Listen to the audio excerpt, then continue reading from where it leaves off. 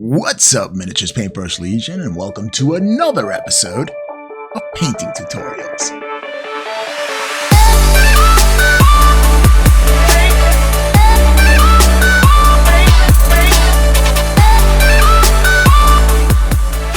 Alright, so these Skaven, can you believe it? Little rats with their little tails scurrying all about. And now we're going to paint up some plague monks, the nastiest Nurgle-like spreading disease through their religion, plague monks. And we have quite a bit of plague monks to paint up because we have that huge box set and the challenge that we have done.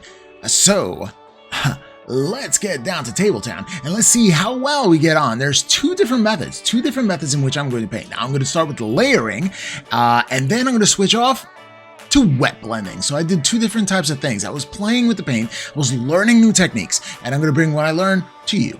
So let's go down to that Tabletown and let's get on with it. Alrighty, we're back at Tabletown. It's been a while since I've done a tutorial, and that's because, work. Pretty much. And other responsibilities. I am a father, and I have two fur babies as well. So I can only put out videos when I have the time to actually record them. And edit them, and then publish them, and then put a thumbnail, which is a lot of work. And I do not have my own editor. That would be neat, but I do not. We are starting off with these plague monks, and there's this technique. I used a little bit of layering, and then I went to glazing in order to achieve this goal. This is one method in which you can also achieve this goal. I'm going to show you two ways in order to paint these plague monks, because for my first 20, I did it this method, and for my next 20, I did something a little bit easier for me. And I'll show you how to do both techniques. Layering is the way to go, and you want to have a lot of contrast, and it takes some time to do. If you do like the tedium of painting and just relaxing and it being cathartic, then this is definitely the method that I would choose. So we're starting off with a base coat, and the base coat is going to be Caliban Green from Citadel. It's a base color, if they still call it Caliban Green. And I also use this color for my Dark Angels army, which I need to get back to as well. There's so many projects, so little time, right? All right, Caliban Green is what we're going to do right there. And then we're going to lighten it up with a layer of Warpstone Glow. These are the two colors that I use for this. And then what I do is I tone it all down with a Bale Tan Green, like Liquid Talent. Now, something I do have to tell you about this video. This video does not have as much lighting as my other videos, simply because I moved my TMP Studios to an upstairs room and didn't have the lights configured yet when I started this project. Lo and behold, they are up now. A lot of good it'll do me for this video, but for future videos that do not feature the Skaven, then I will have my light set up. So yes, so these are the three colors that I use for your Caliban Green, Warpstone Glow, and I tone it down with Bale Tan Green for this first part right there. So you're going to see me as I go through each one of those steps for the cloak. Now, for the skin. For the skin of this model, I am using Evil Sunz Scarlet as a base coat, and then I'm doing Flat Flesh from Vallejo Model Color Panzer series. That's what I'm using directly. I'm going to tell you right now that you can use any dark green with any light green, and it'll come up with similar effects. And then especially if you go for Bale Tan Green. Now, I wanted my rats to be super dark, so I went to the darkness road. But if you wanted to pop, if you really want to have that element of really dramatic colors, then you would definitely use lighter greens, I would think, or go for the darkest green and then do a super light green, or go for an ultra highlight, maybe a lime green of any kind, or scorpina green or something like that, from Vallejo Model Color. I'm sorry. Okay, so you see here that I am working on the flesh. Again, he's Evil Sun Scarlet, and then I am doing a matte flesh as well. So just playing around with those paints and covering them, definitely layering at this point. I'm liking to keep all the shadows and recess, that dark pink. I wanted it in a natural feel, almost translucent type of skin, but not quite. Definitely layering. I wanted the coverage, but I wanted some of the shadows to show through as that pink. So that's why I started off with pink, and then I go over to a flat flesh. For the staff, I use Rhinox Hide. Rhinox Hide from Citadel is one of my favorite paints. I have a couple of that are really good. This is one of them. And the Morfang Brown is going to be for the highlights for that as well. And of course, a Seraphon Sepia. You notice a trend here? I'm using a darker color, a lighter color, and a wash. So this is the easy 3-step method, I would say, in order to do that. Now, for the cloth parts of the posted scrolls that are on the staff that he's holding, I started off with a Ushanti bone, but you can go darker than that. And then I went with a Screaming Skull as the highlight as well. So that is pretty much what I did for this one here. So you're going to look at me for the rest of the video applying the techniques with the brush and just really starting to learn a little brush control. That's something that I am still working on. I've been really analyzing other painters and seeing that they're just barely touching the miniature. I did not know that. A lot of people take that for granted, but I did not know that. So my brushes usually are very heavy-handed.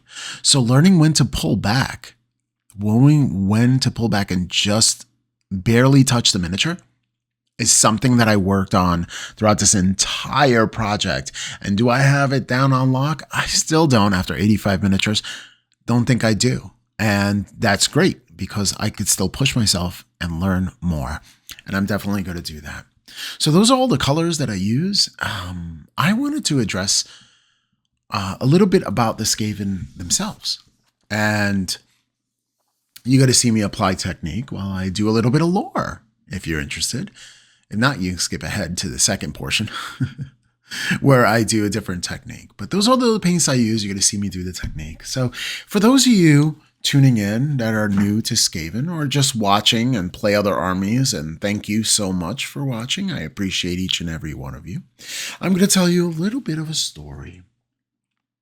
And that is from the core book of the Skaven Tide Age of Sigmar. You can read along with me if you'd like to. The Skaven. For centuries, the perfidious ratmen known as the Skaven scurried beneath the earth like an infection under the skin, rising to bombard their foes with hideous mutants and machines alike. Now they are erupting across the realms in explosive boils of corruption. Their centuries of scheming and plotting finally bearing fruit. The Skaven have burrowed and multiplied throughout the mortal realms for thousands of years, festering within the cracks of reality. Each one is a sly, megalomaniacal agent of their own self-interest. Despite traveling in vast swarms, they betray their kin in a heartbeat for the power or personal gain. Every Skaven believes they deserve to rule over the others. And the more powerful one of them becomes, the more at risk they are of falling victim to assassination or betrayal. As a result, the entirety of the Skaven culture teeters upon the knife's edge of constant paranoia, wheeler dealing, and braggatio. Every rat constantly fawns upon those above them in the pecking order, whilst mercilessly punching down those below. In spite of their tendency to undermine each other, Skaven are still at their most powerful on the occasion when they do unite. The 6 great clans hold most sway over the Skaven society, with each having the presence on the Council of the 13, a gathering of 12 of the most powerful lords of decay, with a seat symbolically reserved for their deity, the Great Horned Rat. Upon their orders, skittering nests of rodents have slaughtered entire cities in a single night. The clans Skye delight in the madcap warpstone inventions, whilst those of Moulder use the substance to create freakish mutants. The clan Eshin work from the shadows, assassinating both enemies and fellows. Skavens who grow a little too ambitious. The devotees of pestilence overwhelm the enemy with plagues, whereas the verminous overrun the foe through sheer force of numbers. The mad prophets of the Master Clan are few by comparison, but they are responsible for directing the Skaven along the path of victory. While the most powerful Skaven do end up at the top of the heap, budding tyrants soon find themselves impaled upon the assassin's blade. The only being that can truly lord over them, standing as a paragon of their very worst habits, is the Great Horned Rat, previously only a minor deity in the Dark Pantheon.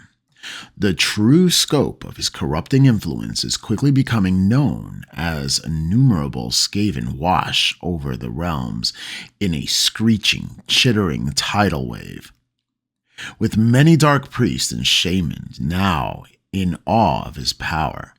Great Horned Rat has gained a host of new worshippers, and his children's newfound freedom allows him to bleed the land dry of life and resources wherever they go, leaving only empty wastelands behind.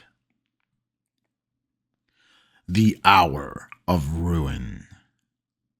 This surge in influence was a long time in the making.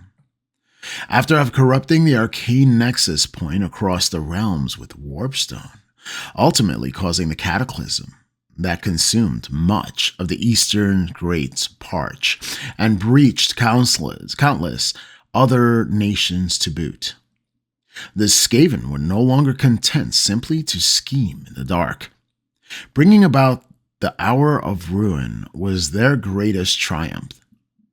And since the very first alarm bells tolled across the cities of Sigmar, the Skaven have swarmed over the realm in endless droves, their cruel race with no concern for anyone but themselves, and they will happily shred their enemies with their teeth and claws and use them for target practice with an explosive missile, or worse, imprison them for use in their twisted experiments. Those who suffer this fate will meet a particularly gruesome end, whether forming parts of patchwork rat mutants or being sectioned into ingredients for hazardous bioweapons, as the Skaven fan out across the realms, save Azir, decimating natural forces or natural resources and swallowing up with their great gnawhole fissures. They bring with them a blanket of dread and empowers an entirely of the Chaos Pantheon day by dark day. So what is this warpstone that these ratmen produce or collect and use? Warpstone, or Realm Stone is an ancient substance made out of condensed magic of the mortal realms, and each realm produces a different kind. Blight City, the unholy subrealm of the Horned Rat, is no exception. Known as Warpstone, the tainted gems mined there are explosive, highly volatile, and hideously corrupting. While Warpstone can imbue creatures and machines alike with great power, it also infuses them with equal instability. Of course, this is little of importance to the Skaven, who use the Realm Storm liberally in their experiments and spellcraft. Those powerful enough to wield such magic are known as Grey Seers, and these ratmen hold immense influence within their clans. Ah, yes, the Skaven are truly something to behold. They are the multitudes upon multitudes upon multitudes. There is no other but the Horned Rat to them. Their rules corrupt all around. They are the most powerful, I would think, faction in all of Age of Sigmar, should they ever unite. And the only thing that is saving us right now is that the Skaven very rarely do. Their own ambition is shooting themselves in the foot, so to speak. Their ambitions corrupt themselves. Their ambitions, especially individually, are terrifying. Let's talk about the Gnaw.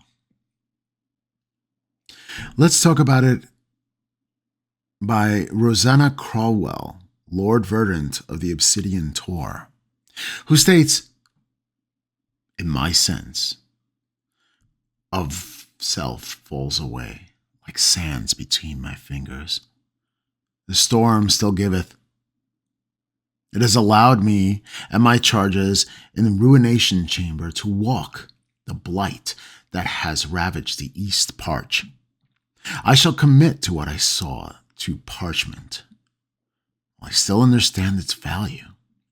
The Gnaw, the madness of the Skaven wrought in tortured earth and brass through malignant rite and artifice. They have smashed a portion of their subrealm into a Quishy above all. Their skies are lit by spears of verdant lightning, sheets of green flame, and mutative dust, demented in its need to propagate and expand, and the clangor of bells lashing at your flesh and soul. Even most Stormcast cannot abide there for long. Only those whose spirits have become numbed still have a hope. The spires of the subrealm lair have breached the bedrock, and with 5 of the mightiest nexuses have been seized by their so-called great clans. The most terrible of their cities rise towards the Gnaw epicenter.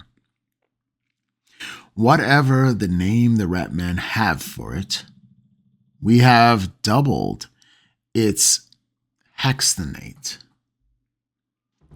From within emerge vast swarms of Skaven, some moving over land like a pyroclastic flows, others taken to the sea on rickety crafts. There is some master guiding their schemes, a being the Ratmen in their dying screeches as the left claw. Such a raptitious soul of the Skaven, however, that the Gnaw would likely continue to expand on its own lunatic volition. Time is against us, more now than ever. Ah, yes, the fear that the Ratmen invoke, the fear that they project, is like none other. When you hear the tolls of the bell ring. It is already over. The Ratmen are here, and they will fill every crack and crevice. They will expand and ruin everything in their touch. I thought this was pretty cool. I love this Skaven. I never thought I would, but I do. And the reason why I do is because they're pretty versatile. What I mean by that is that you can play them in games of Age of Sigmar, but you can also play them in Dungeons & Dragons. In fact, the reason why I painted up all these Skavens, 85 Skavens in one box, was because I was planning a D&D adventure where these lovely skittering, nasty, boil-infested rats was the Thief Network. Ah, yes, the Thief Network, which would burrow through basements and enter houses thieving things of import. Targeted things, possibly, but the bigger the horde, the better. It seems like everyone was befuddled, and all they saw was a hole. If they followed that hole, it led to the sewers. And within the sewers, aside from Ninja Turtles, they found a horde of rats. Well, their master plan was to, of course, convert all the people in the town to ratmen as well. And in doing so, they spread their pestilence through savage bells that converted people in the town. The more they converted, the more they had as resources. It's not like the citizens could do anything else. They didn't have the wherewithal to find a cure, and at the same time, if they tried, well, there were thousands of rats to cull them. So what option did the Doom City have but to join the Thieves Network and go on to another town and raid them as well? Well, not much, I tell you, until the adventurers stumbled upon them and defeated them, making them run back. However, upon attacking the town with their bells, they've converted everyone in the town to ratmen. So now what, adventurers? Now what indeed? I am a DM, Dungeon Master, and I have been for many, many years. And I enjoy it. I enjoy telling a story and creating different scenarios. It takes time, though. Sometimes the time that I don't have. Because while I'm creating adventures for D&D, I'm not really painting or video editing or anything like that. So there it is. That is why I have no time. However, I did have enough time to finish 85 of these bad boys, which were really fun to paint.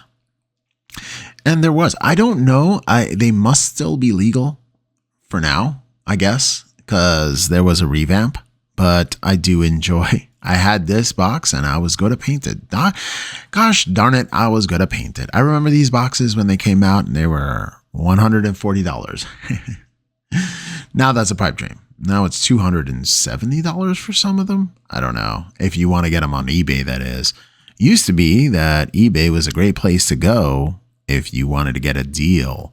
But I've been finding out more and more recently that the deal isn't that great. Sure, you would get some percentage off, but most of the times with drop, scalpers are just like throwing exorbitant prices out there, like $300-400 for stuff. And no, I am not going to pay $300-400 for little toys that I can play with on the battlefield.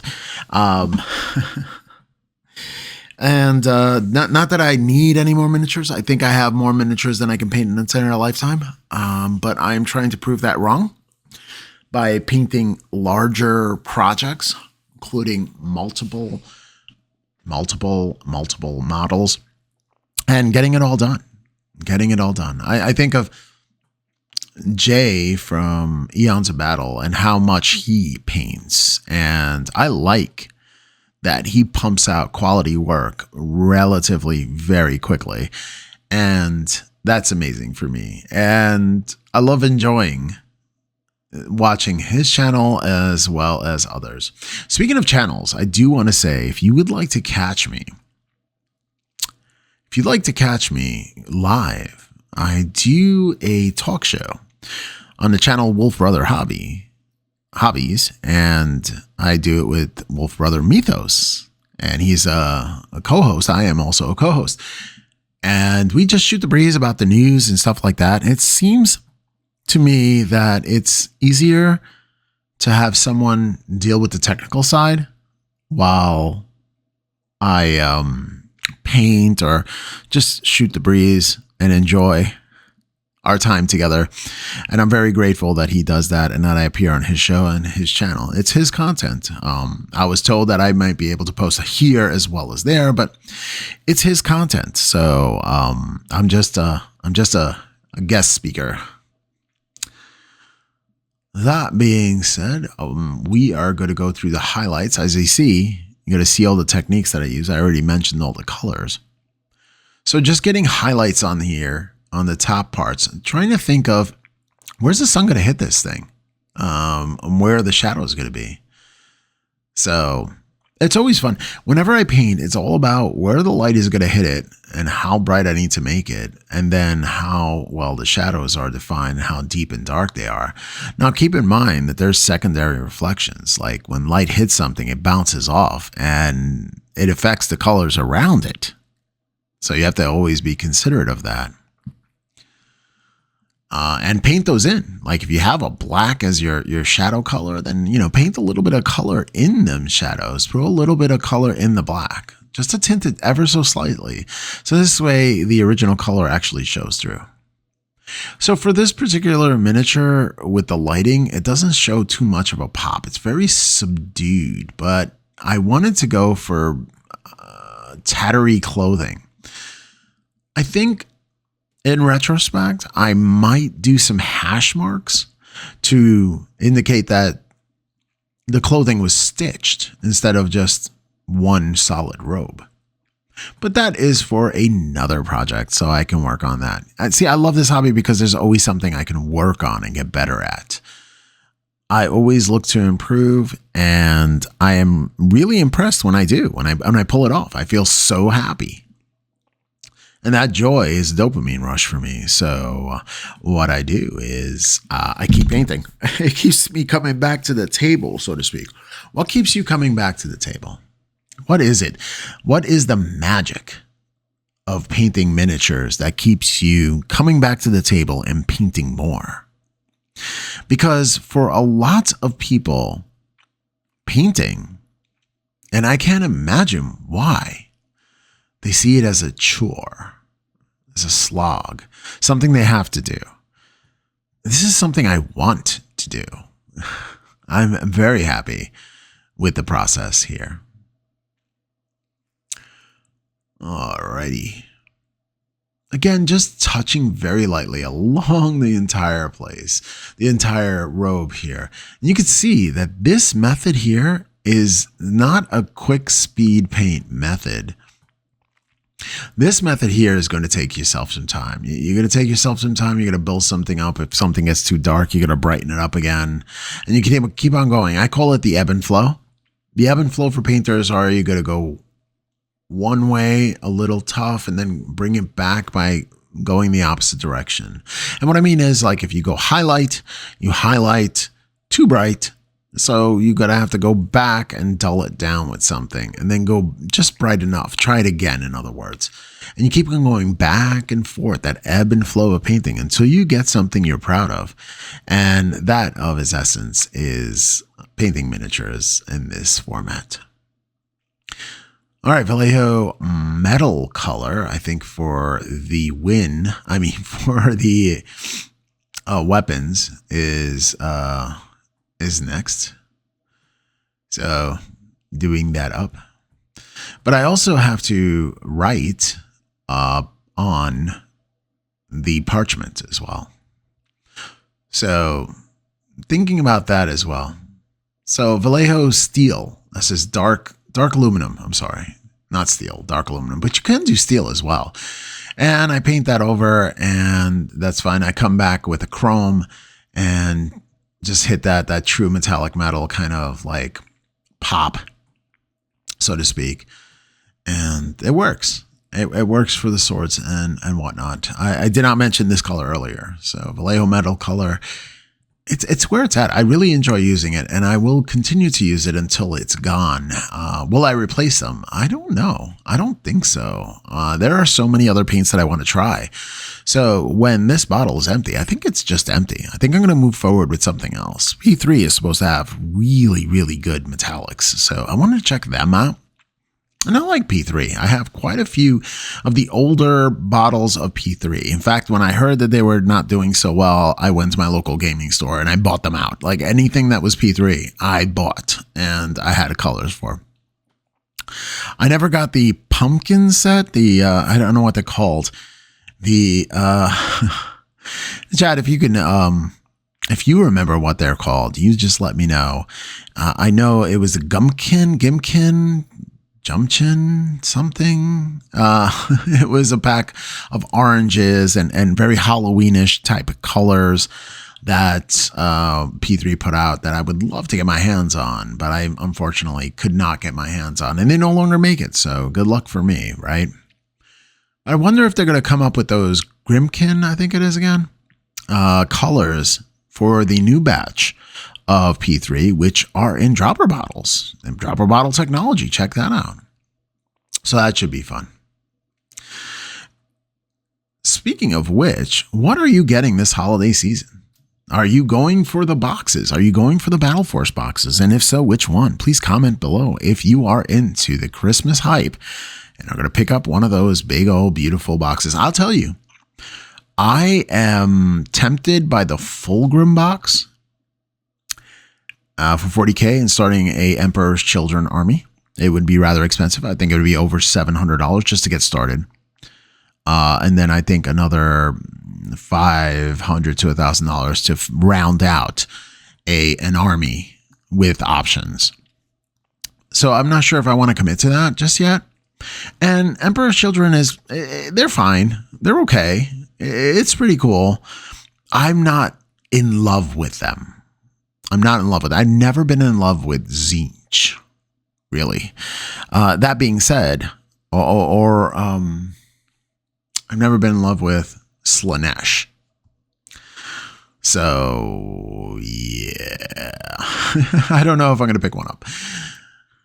But I am. That Warhammer Quest video and the new, oh my goodness, the new Blight Kings, the new Magakin of Nurgle releases have me hyped. At the date of me filming this, they kind of just announced them.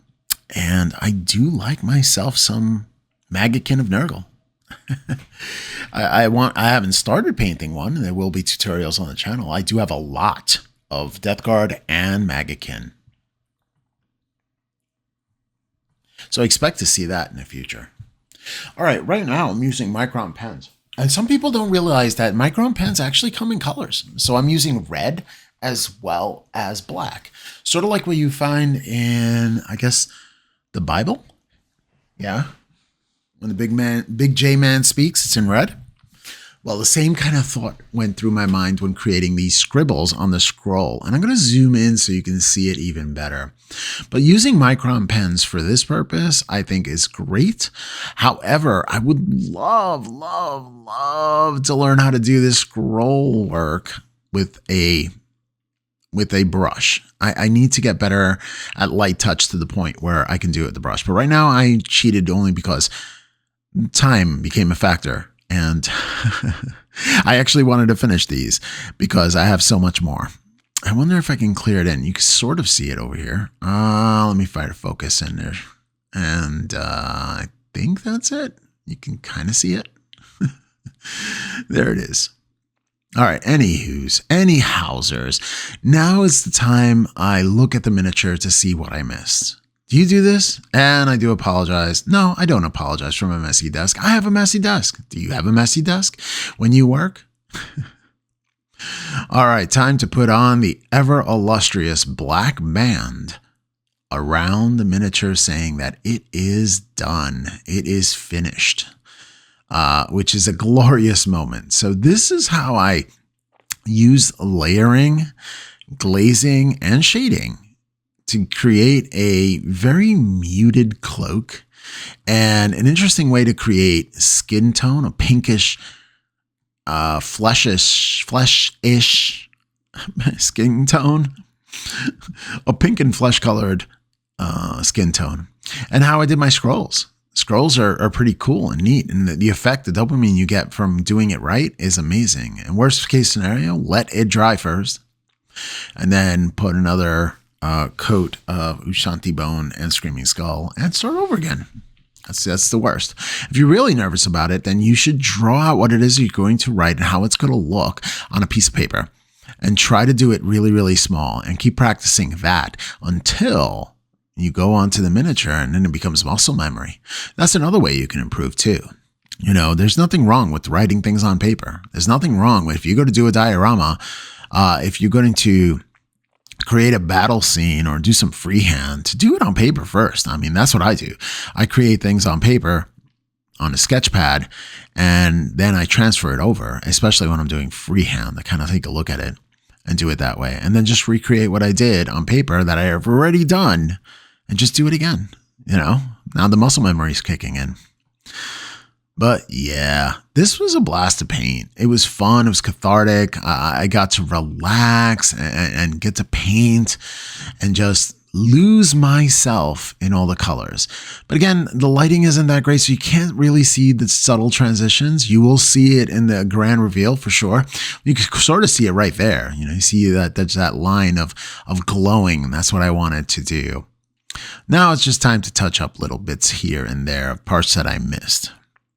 I always miss parts when I paint miniatures and I have to go back and paint them. In fact, I lost an entire miniature once. I'm still looking for it. Oh, goodness gracious me. Any case, and in any rate, now let's go and try to paint the next one and see what we come up with. So let's check that out. Ah, yes, here we are.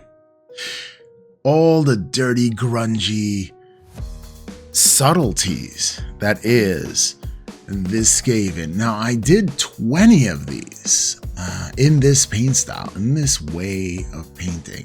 But I wanted to approach these little Skaven dudes. Oh, they're so awesome. I wanted to approach these little Skaven dudes. So this way, I can learn two techniques in one. Check out that book. I love this book. Look at this book. This book is insane. I wrote all that. Anyway, that'll be for the grand reveal.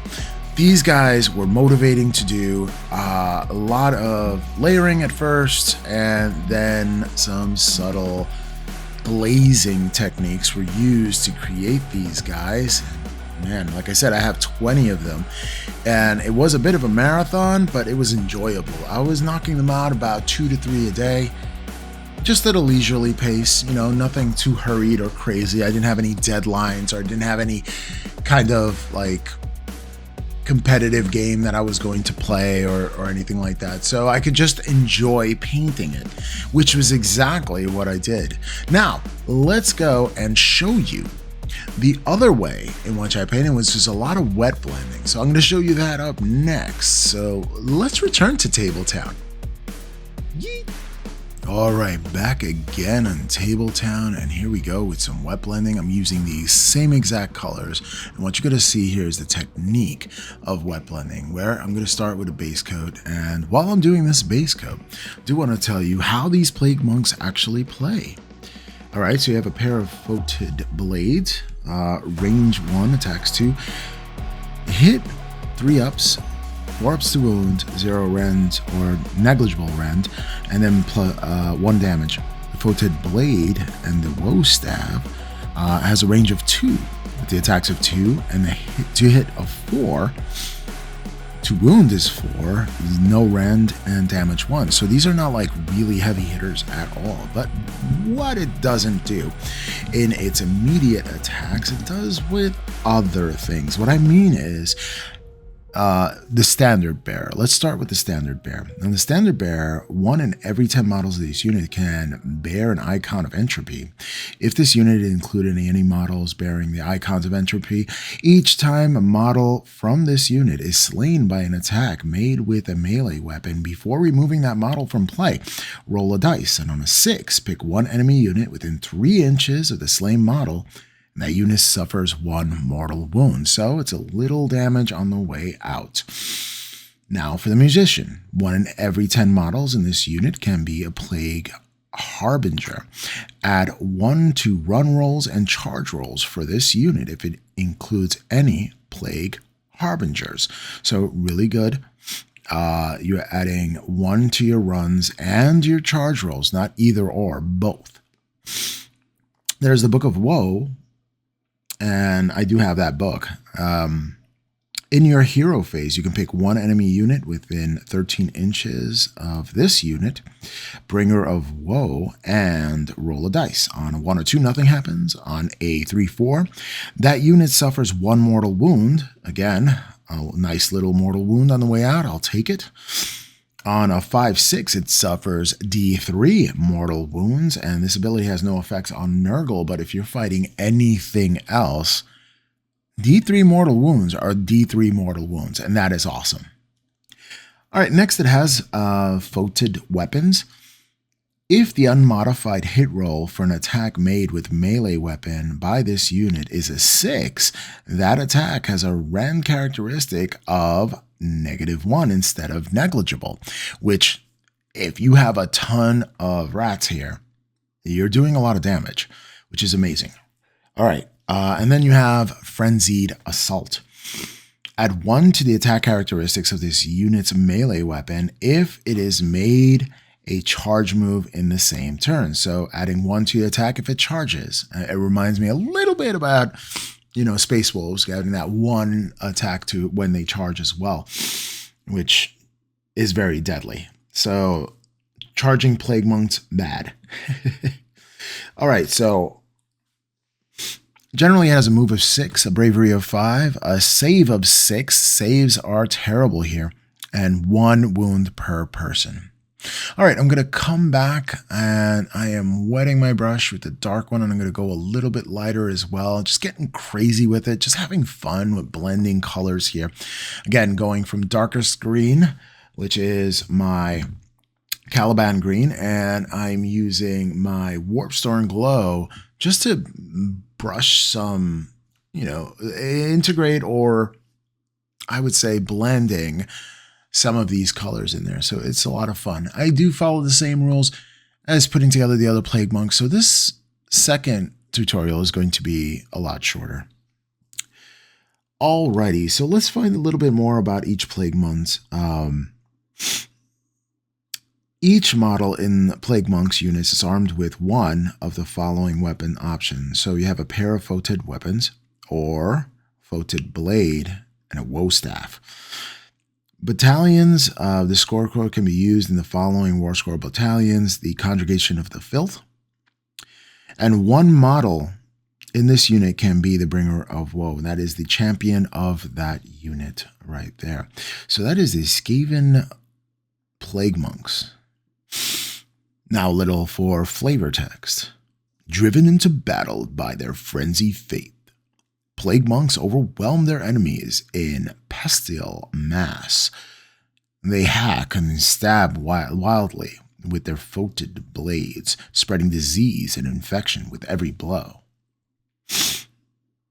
The Book of Woes, or at least the champions. The champions of Plague Monks lead their followers in recitations from Foul Book of Woes, endlessly repeating the liturgies, infectus, and rites of infection, calling upon the horn rack to strike down the enemy with disease. For the folded weapon, the flavor text here is the weapon that are wielded by plague monks are foul smelling and tainted. Even the slightest cut can infect the victim with any number of debilitating diseases. And finally, the frenzy assault. The presence of the enemy drives this crazed warrior into a terrible rage. I love that.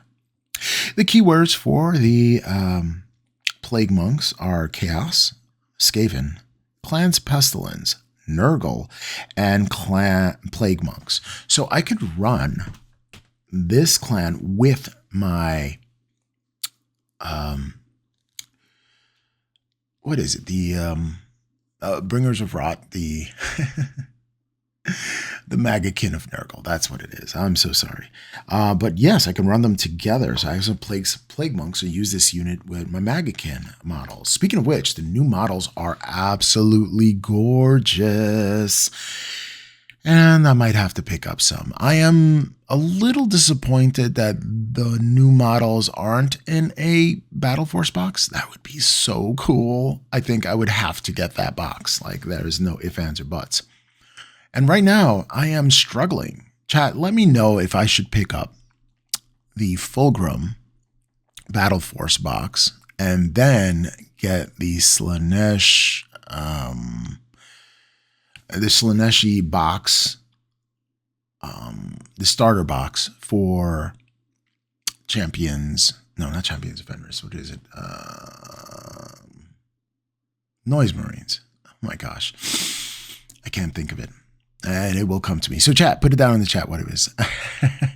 It will come to me. Fulgrim's is not the World Eaters. Oh my goodness gracious me. Why can't I think of it right now? Emperor's Children. There it is. Emperor's Children. There you go. You got my brain fart on on live. So or whenever you're seeing this. Anywho, let's get back to this model. Wet blending is so much easier and a little more pronounced than the method that I used prior to this. And I want to do this second one. So if you are speed painting, you want a higher contrast, you just mix the two colors together. It's on the miniature itself. It'll lighten things up and look absolutely fabulous. You know, at first you have to trust the process because the process is kind of like down and dirty. Now, I'm not going to paint this whole miniature over here, but I'm just going to do the cloak so you can have an idea of how to paint a cloak with just wet blending. And it was a pure joy to finish these 20. On the average, I was finishing 4 to 5 of these miniatures because of this one wet blending step that I did. It made it so much quicker. And all you have to do is drop the fear, put some paint on a miniature, and quickly go around before it, dries up because it is acrylic. And you're going to see there's a lot more punchiness when it comes to this wet blending technique that I'm doing. And what I'm doing is I'm sweeping back and forth. And I'm trying to lift the brush exactly where I want it, the highest or the brightest color. Now, all these colors seem super bright right now, but they're wet. So when they dry, they'll get a little more muted. So you might have to reapply if you would like some really, really, really dark, high highlights. Another thing that you can do, of course, is dry brush on top of this with a really, really light green. But again, my clan rats are to be grimy, not poppy at all. I didn't want to make them pop. I wanted to make them just be grimy. I guess a little bit of like Mendel or, some kind of grungy stuff that I wanted to do that everybody's doing right now. A lot of people are doing that kind of method of painting where everything is like totally grungy. Grimdark a little, although I wouldn't say grimdark for AOS, or would I? Would I say grimdark for AOS? Do they use that terminology in AOS? I wonder. If you do play AOS and let me know down in the comment section below, and let's get a conversation going. Also, what's your favorite method of painting Is it wet blending? Is it using the airbrush? Because I've done a lot of airbrush and a lot of tutorials on airbrush work, but I just wanted to show you just straight brush work and what it would look like, the results, and how quickly I can paint them up. And I am super excited to embark on this project of painting so many rats. This is the largest project that I have ever encountered as far as miniatures wise. This is 85 miniatures, or is it 84? I don't know. It's 80. I think it's 85 miniatures. I'm going with 85. It's 85 miniatures in one box. Holy cannoli macaroni. Talk about your horde armies right there. And it's probably not even a lot when it comes to Skaven. So if I was going to paint a Skaven army, then I needed a paint scheme that I can quickly go through. And I think the wet blending is where it's at, and I'm going to continue with the wet blending on there. However, if I wanted to enter a piece into a competition, even a local competition or something like that, something small, I would still use the glazing, and I would glaze it a lot brighter and add a ton more contrast with the first method in which I painted. Well, this is looking bright, and you see how easy it is that I'm getting this done. So if you'd like to try it, let me know how it came out down in the comments. All right, time for the outro. And with the last Plague Monk completely finished, it's time for our grand reveal.